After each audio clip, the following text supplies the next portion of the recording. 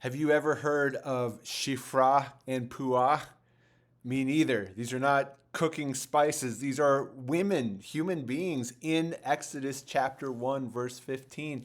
And I know I've read this passage before in my life, but somehow I missed them. Maybe I just moved on and forgot. I certainly have never read a book about them or heard a Bible study or heard a sermon preached or read a blog post about them. But Shiphrah and Puah are two awesome, courageous women, and we wouldn't be here without them.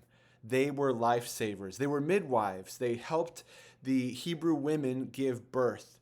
And we saw last week in church about this Egyptian rulership oppressing the Hebrews, keeping them down, killing them, hurting them, forcing them into labor. And the Hebrew people rose up. And now, in our next passage, which we'll see in our next church service, there is a command to kill all the babies. It's awful. It is the worst. And Shiphrah and Puah are midwives who are there. They are an in-between, a buffer, and they choose to use their role to protect the children.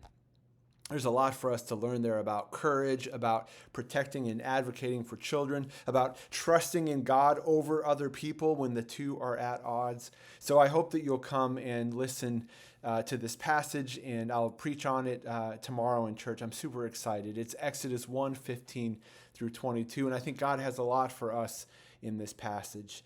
Certainly has been transformative for me as I've considered the life and the witness and the courage of Shiphrah and Puah, two women that I don't really talk about very much, but I hope that we can talk about them together and see how God used them and how God uses us today to protect other people, to help bring about other people's freedom and liberation. Hope to see you soon.